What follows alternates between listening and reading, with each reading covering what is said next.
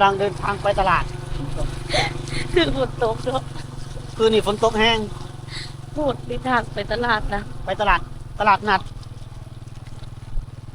ของชนเผ่าภูไทยตลาดนัดเมืองเนาะมีรถมาบ่ แม่มีรถมากก็ให้รถมากก่อนเพราะว่ามันสิบิลิกันบ่ได้ห้ามไปลงบ่ ทางคนสั่งคือเราเบิ่งทางก่อนเราเบิ่งทางจ้า ภาพเมื่อวานนี่ก็มันนี่ต่างกันเลย เอาบ่มีหยังหลายหรอก วันกัน บ่มันขนาดเดี๋ยวมันแน่นอยู่ ภาพบ้านนี่ก็มันนี่ต่างกันเลย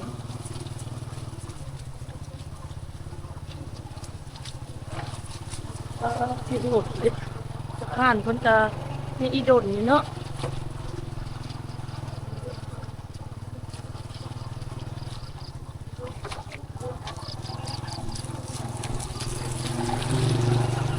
โอ้ ปวดสิฮอดตลาดในเมืองนี่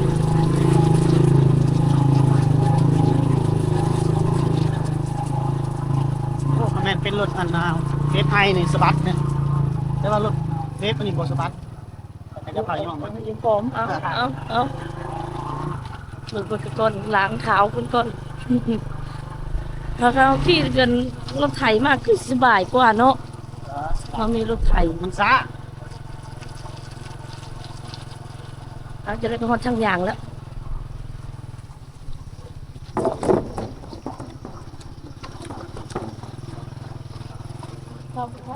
สบายดีท่านผู้ชมยินดีต้อนรับเข้าสู่ช่องบ่าวจอยพาเที่ยวพาเลาะมื้อนี้มาตะพัดท่านผู้ชมมาเลาะตลาดนัดเมืองอาจสะพรท่านผู้ชมเนาะตลาดนัดชนเผ่าผู้ไทยตลาดนัดชนบทเปิดทุกวันจันทร์กับวันพฤหัสเนาะ วัน เปิด2อาทิตย์หนึงเปิด2ครั้งเนาะท่านผู้ชมเนาะจะมีชาวบ้านแต่ละเมืองแต่ละบ้านตามชนบทก็เอาเครื่องเอาของเอาสัตว์ป่ามาขายของปลูกเครื่องฟังเนาะไปติดตามรับชมกันเลยท่านผู้ชมนี่ท่านผู้ชมก่อนที่เข้าสู่ตลาดนัดจะมีพ่อค้าเพิ่นมาขายปลาขายลูกปลาเข้าสู่หน้าฝนเลยเด้พันปลามันจะมีอีกพันปลาโอ้โหหลายเนาะ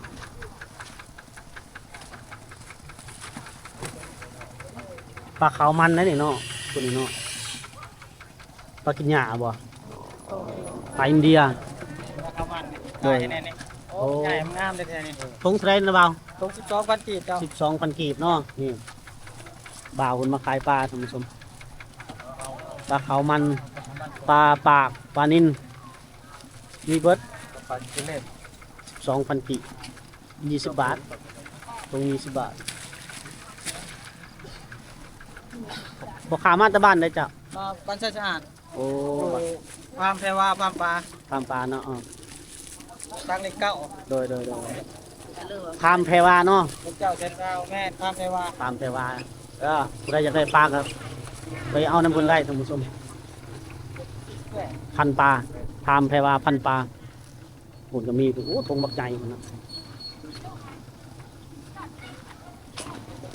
ช่วงนี้มันผู้ใดมีหน้องสระมีบ่อก็เอาปลาไปขายเป็นทงเนาะอัดแก๊สทงใหญ่ๆทงเท่าไหร่ทง50,000ทง50,000 กีบ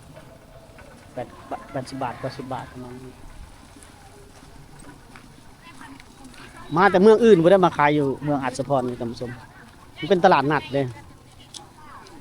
โอ้แต่ว่าเส้นทางดันเข้ามานี่โอ้โหดเลยผู้ชมอันนี้ขายห้ำกัน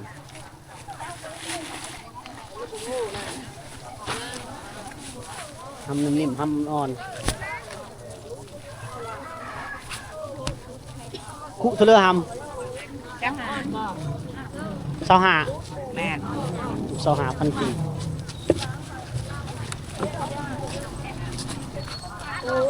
นางน้อยเป็นนางขายไตต้นกันเนาะอุหดเลยขายยอดคนแค้น คนแค่ กล้องเท่าไหรล่ะ ก็10,000 ของ10,000เอาหน่อยเด้อออกมาอุดหนุนให้เพื่อจะย่างไปก่อนเลยโอ้วายหน่อข่าเนี่ยเนาะวายกับหน่อข่าอันนี้ปลูกเองเลยท่านผู้ชมไว้ใส่แต่แม่ข่า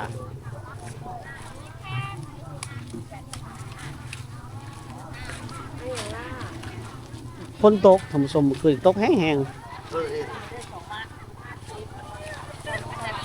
คนมาขายก็เลยหน่อย คนลงก็เลยหน่อย ตำแจ่วบ่ อยู่โซนอาหารจับตู้แช่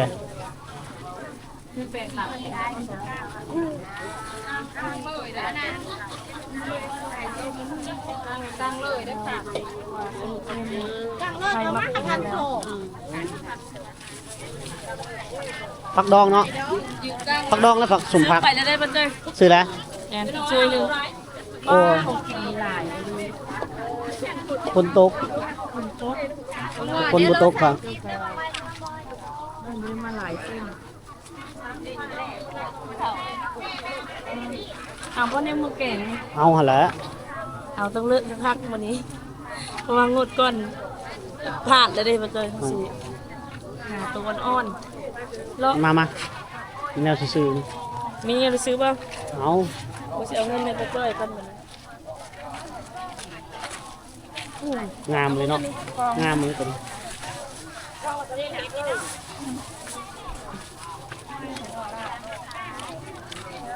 เราเนาะเศษเนาะแค่แต่มันเชื่อเลยทางยาก เอาสิแกงจะยังล่ะครับ เดี๋ยวพร้อมซื้อรอบมึงก่อน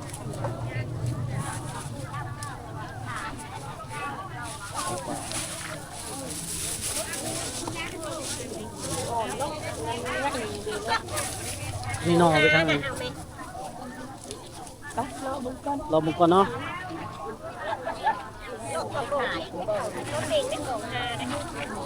แถมชนะให้ลูกเลย มีครบ คือแบบจะมาหลายไปถึงตัว ฝนตกฝนก็ยังมาเนาะฝนมาแต่เมื่อคืนนี่บ่ จำโป๊กให้ โอ้มักตาลบ่ปอกให้ก็จำบ่ว่าแล้วเนาะ พวกนี้เลยนี่ แม่ค้าคนสวยเนาะ ชื่อซอยเลยแม่ ฮานอยชื่อซอยมันคือหยังหน่อไม้ น้ำไม้ขูด โอ้หน่อไม้เผาเนาะแต่ขูดให้เรียบร้อยเนาะกองเท่าไหร่ก็ กล่อง10,000กีบ เอากองหนึงอุดหนุน ก็ได้เปล่า อ่า ปลาเงินบ่เยอะก็ได้ให้เราจังมีเงินทอน เอา เขามีเงินทอนเจ้าอยู่บ่ นับเบิ่ง ถ้ายังบ่ได้ขายเคิงใด แม่คอยอุดหนุนคนแรกเด้อ เขาเลยดิเห็น เฮ็ดนาเฮ้ยเสียก่อนให้เราเฮ็ดเฮ้ย เฮ็ดปวกเลยเนาะเฮ็ดปวกเฮ็ดปวกเลยเนาะ เฮ็ดปลูกหาหมู่บ้าน โอ้ซื้อแล้วเมื่อวานเฮ็ดปวก เห็นดอกรับพุ่งข้างใน เจอวันนี้ตัวแรง เล่น น้อยมันตายเลยบ่เนี่ย ยังบ่ได้จ่ายได้ โอ้ มันขูดมันขูดจับอะไร โอ้อันนี้เราสับเป็นตอนแล้วนี่ท่านผู้ชม 50เท่านั้นน่ะ อ่าตัวแรงสับเป็นตอนหมดแล้ว ใช้รอที่ขึ้นไปบ้านบ่ได้จะได้จ่าย วายเจ้าวายตัวนานิสานวายกดกันนี่แถม10,000 10,000แนะนำบอกว่ามันจะซื้อท่าน หน่อไม้ท่านผู้ชม แล้วก็ไปขาย มาใส่บ้านที่นี่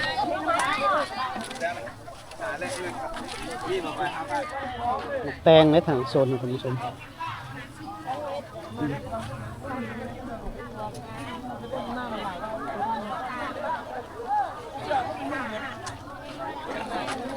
แตงกึ่งว่ะแตงกึ่งนี่กึ่งเก็บเป็นกองขายมาฝักด้วยท่านผู้ชมแกงเสียไก่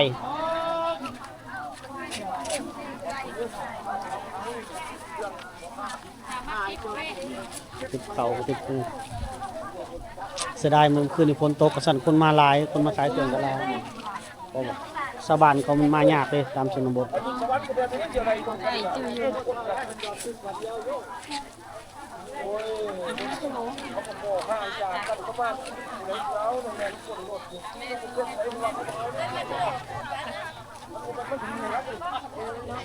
หน้าคอยแม่แน่ นี่ไข่มังนาว ดังหน้าข้าวมา หมักเคี่ยว โลผัดย่างค่ะ แตงพริกได้ยังแล้วเฮา ไปซื้ออันนั้นมาแกง ได้ยัง ยกพวกแค่น ได้ละสี่ยอดต้นแคน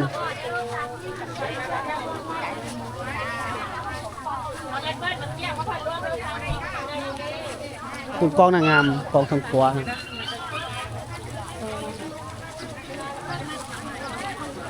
ฝนตกแม่ค้าแถวบ้านนอกคนยังบ่ได้มาหลายตามชนบทบ่ว่าจะเป็นทางวู้นทางจอมหาดทางบ้านนายอนในเขตคนชมตัวนี้กองตัวนี้งาม กล่องเทเลอร์นี่ กองสิขอโทษเด้ออยู่กีดกันนี่เนาะ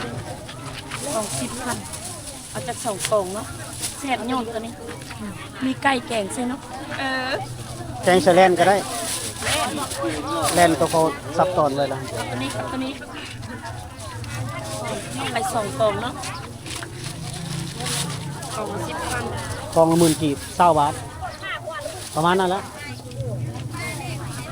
ยืนไปยืนไหนเลยเพราะมันคนตกเชื่อเนาะคนแทงหลายแม่ปะโบ คนอุตกคนแห่งหลายเริ่มจะหน่อยก็อีก2 เดือนก็เริ่มพุ่นแล้วปูแดงยอด แดงช่วงนี้มันก็ปีแต่ว่าเดือนนี้มันก็เยอะรุดเลยเนาะแดงเนาะพอเดือนนี้เนาะ แม่นแหละขุดยามฝนนี่เปื้อนได้ขุดปูแดงเพื่อสิได้โตหนึงโอ้ 20,000กีบตำสิกินบาทนึงหาแนวแกงใส่หาเนื้อก ระดูก สัตว์ป่า ไม่ได้คนเลยสองไปมา เอาคนยังบ่มักกินสัตว์ป่า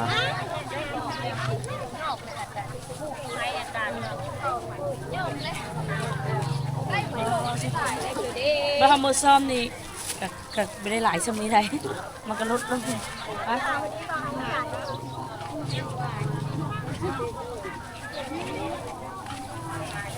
เนี่ยลดตัวแรก จะบ่กินบ่เอาไปก็บ่กินก็สัตว์ป่ายังบ่มักเนาะเขาขายเฮาเลยเด้บ่แม่นเฮามาขายเองน่ะเป็นบอกไปก็ถามหาแลนด์น่ะข้าวจีปะเต้ผู้สาวขายข้าวจีปะเต้เนาะ ก้อนเทเลอร์นี่ สาวท่าน เอา2ก้อน บ่มีตัวเฮ็ดไว้น่ะเฮ็ดอันบ่ทันได้เฮ็ดไว้อะเนาะก่อนเท่าไหร่ก็ หากเฮ็ดชิ้นนี้แล้ว แม่ค้าชื่ออะไรแม่ค้านะน้องหยัง เปิ้ล น้องเปิ้ลบ้านนี้เลยบ่บ้านนักกุจานน้องเปิ้ลแม่ค้าขายข้าวจีท่านผู้ชม ยาวโคตรหน้า มาอุดหนุนเลย น้องเปิ้ล ทุกวันเพราะว่าทุกวันนะจันทร์ประหัสเนาะ ยังเฮียนอยู่บ่น้องเปิ้ลนะมอได้ละมห้าโอ้ยัง2 ปี ตาย เด้อสาวบ้านนักกุจานท่านผู้ชมน้องเปิ้ล ใจเลย ขายข้าวจีปะเต้ทุกอันบ่แม่นวันตลาดก็ขายบ่อยู่หน้าเฮือนนั่นก็ขายบ่ ขายอยู่ค่ะ ขายอยู่ห้านอยู่บนใด อยู่ข้างในตลาด ข้างในตลาดเลยบ่โอ้มาอุดหนุนเพิ่นได้เด้อท่านผู้ชมน้องเปิ้ล มีเวทแต่พุ่นขายปกติได้ขายทุกอย่าง ขายทุกอย่างเนาะอันนี้ก็แม่นเนาะ เวทขนม ห้านอันเดียวกันบ่ อ้าวคนตกแล้ววันนี้ แน่ฝนตกแล้วไปก็ละขอบใจ ใจเด้อ น้องเปิ้ลสาวนักกุจาน จีบมากได้ยัง อู้ยามมันเนาะยามฝนเอาเฮาไปรีใส่บาทนี่ ได้ของละ20,000พันนี้มากเลยของละ20,000ยังไม่ได้อยู่ของละ20,000เอ้ ดูแลนไปเลย อยากขนาดนั้นเลยเอาบ่ เอาก็ยังว่าอ้อมใส่แกง ไป เลย เลยไปซื้อมาพุ่นเป็นขายกล่องใจสิเฮาจะแยกเอาเขาสิแกงเส้นนี้ไปบ้านถามเบิ่งระบบของเขาเลย กอง50,000กีบ ไปนอกไป พอได้กินน้ำมันก็นั่นแหล้ว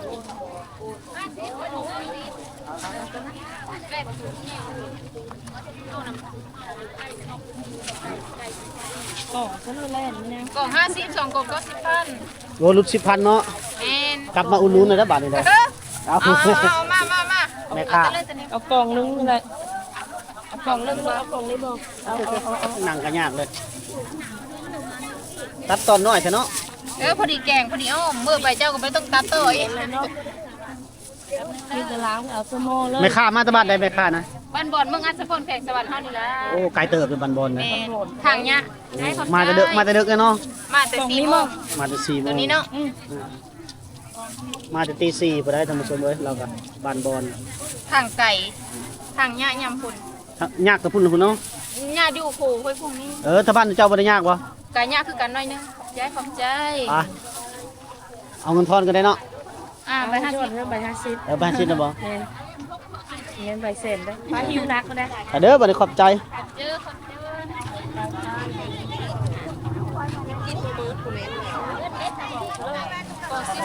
เอากล่องนึงดิกูซื้อตึ้ม อุดหนุนน้องเรา เอากล่องนึง มันเคลื่อนนะเนาะบ่คือของเขาเนาะโบราณมันจะแก่ๆบ่ด้วย เอาบ่ได้แกะมือ กะ มือแล้วก็แกะคันแกะมันก็บ่ยังงามเนาะ แม่ เอามาแกะเอา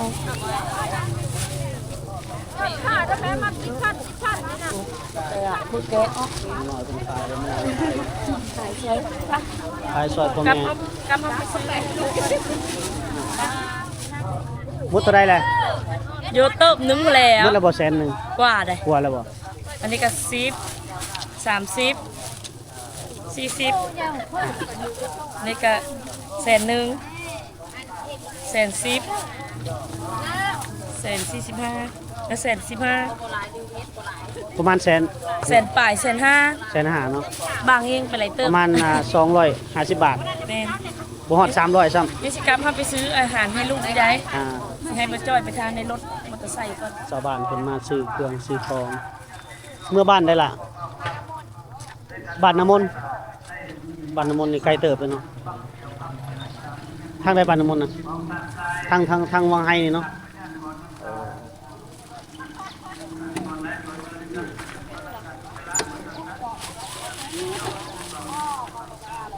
เอาเงินไปหลักเอามาแล้วขึ้นรถเลย เมื่อทางคุณทางบ่ได้ยากบ่ทางแดงกันเนาะเดี๋ยวให้ยกให้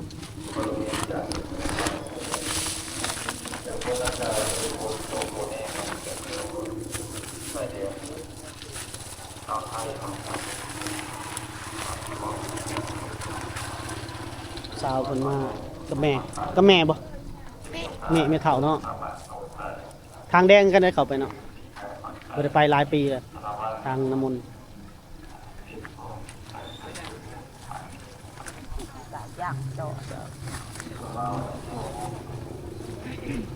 ขี่รถมาซื้อเครื่องของตามตลาดเจ้าซื้อได้ก็ละน้องอ้ำยังเฮียนอยู่บ่มอไหนม.4 โอ้ยังบ่ได้เซ็งได้ม.4นี่ โอ้ยยังว้าวนะพอแห้งแล้ว บ่แห้งแล้วม.4 กับม.7หลังบ่หมู่แล้วท่านผู้ชมน้องมนต์บ้านน้องอ้ำบ้าน น้ำอ้ำโอละพา น้องอ้ำบัวละพา บ้านละมน โดยไปแล้วเอาละท่านผู้ชมเนาะพาท่านผู้ชมมาเลาะตลาดนัดเมืองอัศพรท่านผู้ชมเนาะตลาดนัดชนบทก็ได้ของอยู่ของกิน เต็มไล่ไปเลยมาหมดงบอยู่ 200,000กีบ 200,000กีบไปท่านผู้ชมประมาณ300 บาทเนาะ ก็ได้หลายอยู่เด้ โอ้ก็สำนี่แล้วส่วนหลายแมันพวกอาหารพวกผักป่าเนาะยอดก้นแคนบ่ ซื้ออาหารในเมืองกับซื้อกระดูกหมูกับบ้านเช่าบางทีมาแกงใส่ให้มัน อันนี้ตลาดนี่ท่านผู้ชมคนมายังบ่หลายคันฝนบ่ตกนี่เพียบคนนี่ช่วงจะเพิ่นยังบ่ทันได้ลงนา มาช่วงนี้นะทางบนสำไทยเก็บภาพให้เบิ่งเลยยันบนนั้นหนาว ทางยากเขาย่านเขาเจ้าย่าน ขึ้นเลยสิเมื่อกลับบ่ได้หั้นนะเพราะว่ามีสะพานเด้ เขากำลังเริ่มสร้างสะพานใหม่ ถ้ายามลงหน้าอีกก็คนก็น้อย น้อยอีก บัตรคนสิหลายอีกก็ช่วงแล้วให้แล้วหน้าอีกท่านผู้ชมเนาะ